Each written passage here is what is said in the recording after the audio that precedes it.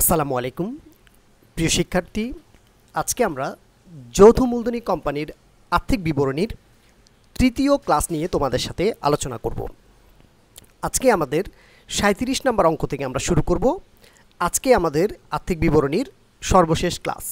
ওকে, এই তিনটা ক্লাস দিয়েছি আমরা। এই তিনটা ক্লাসের মধ্যে আমরা ১ থেকে ৪৪ পর্যন্ত এমসিকিউ আলোচনা করেছি। আশা করি এই প্রশ্নগুলো তোমরা যদি ভালো করে করো, আমরা আশা করি এই জায়গা থেকে তোমাদের কমেন্ট আসতে পারে। জামান ট্রেডার্স বিজ্ঞাপন বাবদ ৩০,০০০ টাকা ব্যয় করেন। বিনামূল্যে পণ্য বিতরণ ১০,০০০ টাকা যা হিসাবভুক্ত হয়নি। বিজ্ঞাপন খরচ ৫ বছরের জন্য অবলম্বন করতে হবে। আমাদের ৩৭ নম্বর প্রশ্ন হচ্ছে, বিনামূল্যে পণ্য বিতরণ করলে কি কি ঘটনাগুলো ঘটবে।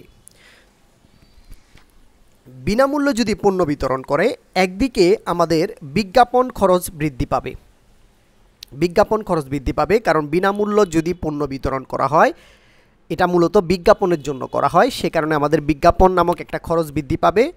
এবং পণ্য যখন আমরা বিতরণ করে ফেলবো, তাহলে আমাদের কাছ থেকে পণ্য বা ক্রয় কমে যাবে। ক্রয় কমলে আমাদের ব্যয় হ্রাস পাবে। তাহলে একটা হচ্ছে বিজ্ঞাপন খরচ বৃদ্ধি পেয়েছে, এটা আমাদের বৃদ্ধি পেয়েছে, এবং ক্রয় বা ব্যয় হ্রাস পেয়েছে। তাহলে এই দুইটা প্রশ্ন আমরা কোথায় পাচ্ছি? এই যে ক্রয় হ্রাস পেয়েছে আমরা ১-এ পেয়েছি, বিজ্ঞাপন খরচ বৃদ্ধি পেয়েছে আমরা ২-এ পেয়েছি। তাহলে উত্তর ১ এবং ২। ৩ নাম্বার হচ্ছে সম্পদ হ্রাস, এটা হবে না, তাহলে উত্তর হচ্ছে ক।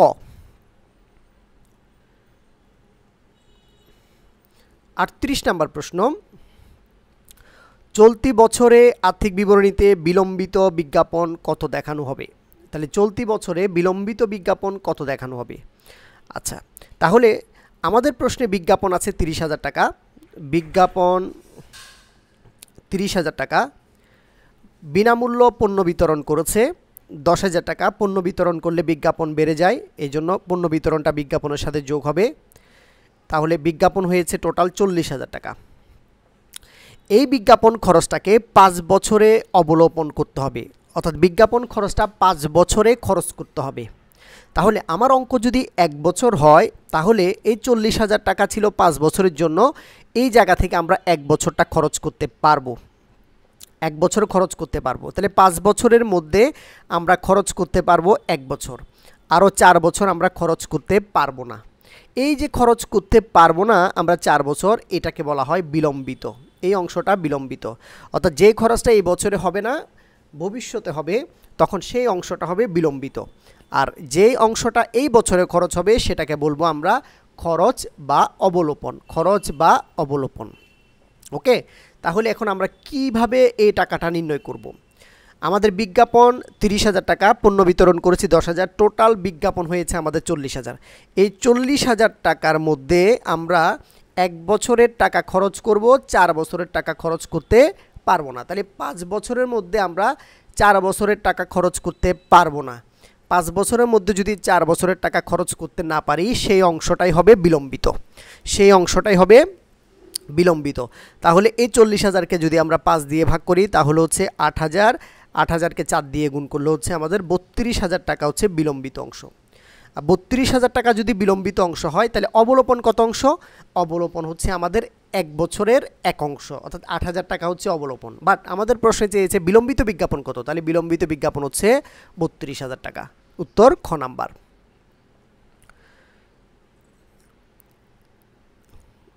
এরপরে ৩৯ নাম্বার প্রশ্ন, সাপ্লাইস এর প্রারম্ভিক মজুত পণ্য ২,০০০ টাকা। সাপ্লাইস ক্রয় করেছে ১০,০০০। সমাপনী সাপ্লাইস হচ্ছে আমাদের ৪,০০০। তাহলে এখানে ব্যবহৃত সাপ্লাইসের পরিমাণ কত, এটা বের করার জন্য বলা হয়েছে। তাহলে সাপ্লাইসের ব্যবহৃত অংশ বের করার জন্য আমরা প্রথমে প্রারম্ভিক সাপ্লাইস যোগ করব। প্রারম্ভিক সাপ্লাইস যোগ করব, এটার সাথে আমরা ক্রয়ের অংশটা যোগ করব। সাপ্লাইস ক্রয় ১০,০০০, তাহলে সাপ্লাইস পেয়েছি টোটাল আমরা ১২,০০০। টোটাল আমাদের সাপ্লাইস হয়েছে ১২,০০০। এই সাপ্লাইস থেকে আমাদের হাতে রয়ে গেছে সমাপনী সাপ্লাইস। সমাপনী সাপ্লাইস যেটাকে আমরা অব্যবহৃত সাপ্লাইসও বলতে পারি। তাহলে ১২,০০০ টাকার মধ্যে 4000 টাকা ব্যবহার হয়নি, যেটা সমাপনীতে রয়ে গেছে, তাহলে ব্যবহার হয়েছে কত? ব্যবহার হয়েছে 8000 টাকা। তাহলে ব্যবহৃত সাপ্লাইস হবে 8000 টাকা। কিভাবে বের করলাম? প্রারম্ভিকের সাথে আমরা ক্রয়ের অংশটা যোগ করেছি এবং সমাপনী বা অব্যবহৃত সাপ্লাইসের অংশ বিয়োগ করে ব্যবহৃত সাপ্লাইসের পরিমাণটা আমরা নির্ণয় করেছি। তাহলে ব্যবহৃত সাপ্লাইসের পরিমাণ হচ্ছে 8000 টাকা। এরপরে 40 নম্বর প্রশ্ন, খুবই গুরুত্বপূর্ণ একটা প্রশ্ন এটা। চালানে কারবারে প্রেরিত পণ্যের মূল্য 15000 টাকা, উক্ত পণ্য 20000 টাকায় বিক্রয় করা হয় এবং চালানে পণ্য বিক্রয় করা মানে হচ্ছে এজেন্টের মাধ্যমে পণ্যটা বিক্রয় করা। তাহলে এজেন্ট এই বিক্রয়ের কারণে এজেন্ট একটা কমিশন এখান থেকে নিবে। তাহলে এজেন্টের কমিশন হচ্ছে 5% হলে কারবারের লাভ কত হয়েছে? এটা লাভও হতে পারে, ক্ষতিও হতে পারে। তাহলে প্রশ্নে এখানে উল্লেখ করে দিয়েছে লাভ কত। তাহলে চালানে যে পণ্যটা বিক্রয় করবে, প্রথমে আমরা লিখব বিক্রয়, আমি সংক্ষেপ লিখছি চালানে প্রেরিত পণ্যের বিক্রয় মূল্য, আমি শুধু বিক্রয় লিখেছি, বিক্রয় 20000 টাকা। এই বিক্রয় থেকে আমরা কমিশন বিয়োগ করব, কমিশন বিয়োগ করব, বিক্রয়ের উপর কমিশন হবে 5%, বিক্রয়ের উপর কমিশন হবে 5%, 20000 টাকার 5% আমরা পাচ্ছি 1000 টাকা। তাহলে আমরা প্রতিনিধির কাছে আমার পণ্যটা যে বিক্রি করবে তার কাছে আমি পাবো, এটাকে আমরা বলছি প্রতিনিধির নিকট প্রাপ্য, অর্থাৎ প্রাপ্য আমরা পাবো 19000 টাকা।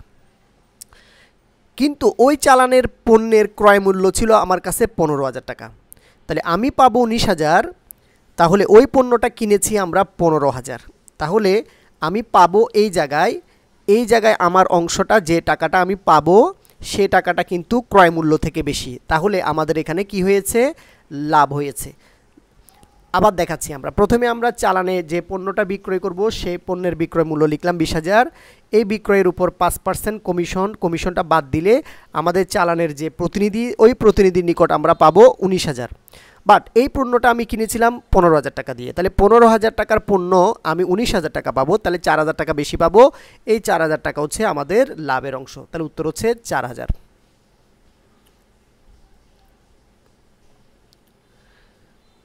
এরপরে প্রশ্ন, বিক্রয় 4 লক্ষ টাকা, বিক্রিত পণ্যের ব্যয় 1,60,000 টাকা, বিক্রয় ও বিপণন খরচ হচ্ছে 40,000 টাকা, অফিস খরচ 40,000 টাকা, আয়করের হার হচ্ছে 50%। তাহলে আমাদের 41 নম্বর যে প্রশ্ন সেটা হচ্ছে করপূর্ব মুনাফা নির্ণয়ের সূত্র দেখাইতে বলছে। তাহলে করপূর্ব মুনাফা নির্ণয়, প্রথমে আমরা বিক্রয় থেকে বিক্রিত পণ্যের ব্যয় বিয়োগ করব, পাবো আমরা মোট মুনাফা। মোট মুনাফা থেকে পরিচালন ব্যয়, অফিস খরচ বিক্রয় খরচ বিয়োগ করলে পাবো আমরা পরিচালন মুনাফা।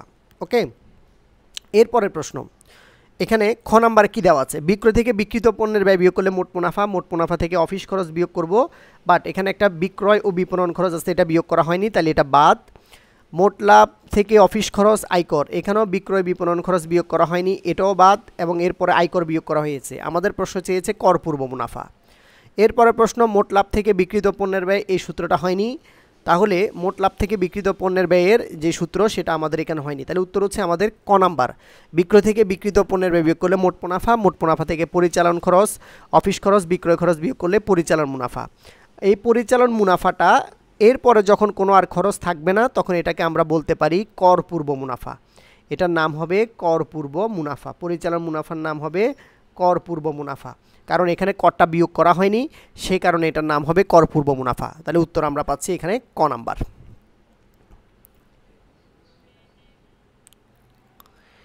এরপরে প্রশ্ন, কোম্পানির মোট লাভের পরিমাণ নির্ণয় করার জন্য বলা হয়েছে। তাহলে কোম্পানির মোট লাভের পরিমাণ আমরা নির্ণয় করব।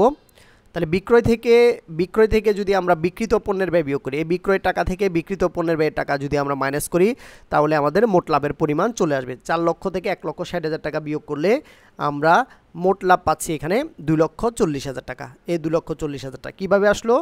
মোট লাভ হচ্ছে আমাদের বিক্রয় হচ্ছে 4 লাখ আর বিক্রিত পণ্যের ব্যয় হচ্ছে 1,60,000, এটা মাইনাস করলে আমাদের মোট মুনাফা হচ্ছে 2,40,000।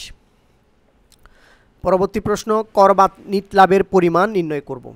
তাহলে মোট লাভ পেয়েছি আমরা 2,40,000 টাকা, মোট লাভ হচ্ছে 2,40,000। এই মোট লাভ থেকে আমরা পরিচালন ব্যয় দুটো অংশ বিয়োগ করব, পরিচালন ব্যয় দুটো অংশ। তাহলে পরিচালন ব্যয় দুটো অংশ, একটা হচ্ছে বিক্রয় ও বিপণন খরচ আর একটা হচ্ছে অফিস খরচ। একটা 40,000, পরেরটাও 40,000। তাহলে বিক্রয় খরচও 40, অফিস খরচও 40, এই দুটো অংশ আমরা মাইনাস করব। তাহলে 2,40,000 থেকে আমরা পরিচালন ব্যয় দুইটা মাইনাস করব 80,000 টাকা। তাহলে 2,40,000 থেকে যদি আমরা 80,000 টাকা মাইনাস করি তাহলে আমাদের থাকতেছে 1,60,000 টাকা। এটা হচ্ছে কর পূর্ব মুনাফা। এটা হচ্ছে কর পূর্ব মুনাফা। কর পূর্ব মুনাফা, এই কর পূর্ব মুনাফা থেকে আমরা মাইনাস করব কর। তাহলে আমাদের প্রশ্নে কর কত পার্সেন্ট? করের হার হচ্ছে 50%। তাহলে করের হার 50%। এই 1,60,000 টাকার উপরে 50% হচ্ছে 80,000 টাকা। 1,60,000 টাকার 50% হচ্ছে 80,000 টাকা। কর পূর্ব মুনাফা থেকে যদি আমরা করটা মাইনাস করি তাহলে কর পরবর্তী মুনাফা হচ্ছে আমাদের 80,000 টাকা, অথবা কর বাদ মুনাফা হচ্ছে আমাদের 80,000 টাকা। তাহলে উত্তর হচ্ছে আমাদের খ নাম্বার। কীভাবে নির্ণয় করলাম? আমাদের 42 নম্বরে মোট মুনাফা বা মোট লাভ নির্ণয় করা আছে 2,40,000। এই 2,40,000 থেকে আমাদের পরিচালন ব্যয়, অফিস খরচ এবং বিক্রয় বিতরণ খরচ, এই দুইটা খরচ বিয়োগ করলে পাবো কর পূর্ব মুনাফা 1,60,000। এই কর পূর্ব মুনাফার উপরে 50% কর হবে, 50% হচ্ছে 80,000 টাকা। করটা বিয়োগ করলে পাবো কর বাদ মুনাফা হচ্ছে 80,000 টাকা। আশা করি বুঝেছ। 44 নম্বর প্রশ্ন, অগ্রিম বিমা খরচ 15,000, এটা হচ্ছে সম্পদ। অগ্রিম বিমা খরচ হচ্ছে সম্পদ। মাসিক বিমা খরচ হচ্ছে 700। তাহলে অগ্রিম সম্পদ দেওয়া হয়েছে 15,000, যার মধ্যে আমাদের মাসে মাসে বিমা খরচ হবে 700 টাকা। তাহলে আমাদের অঙ্ক হচ্ছে নর্মালি 12 মাসের অঙ্ক। তাহলে এক মাসে যদি 700 টাকা হয় তাহলে 12 মাসে আমাদের বিমা খরচ হবে কত টাকা? কারণ চলতি বছরে আমাদের বিমা খরচ কত এটা দেখানো জন্য বলা হয়েছে। তাহলে মাসে যদি 700 টাকা হয় 12 মাসে হবে আমাদের 8,400 টাকা। তাহলে চলতি বছরে বিমা খরচ হবে 8,400 টাকা। সর্বশেষ প্রশ্ন 45 নাম্বার, অগ্রিম বিমা সম্পদ 20,000 টাকা। তাহলে 20,000 টাকার 25% মেয়াদ উত্তীর্ণ হয়েছে। মেয়াদ উত্তীর্ণ হচ্ছে এক্সপায়ার্ড। এক্সপায়ার্ড অর্থ হচ্ছে খরচ হয়েছে, ব্যবহার হয়েছে এবং উত্তীর্ণ হয়েছে, এই শব্দগুলো একই অর্থ মিন করে।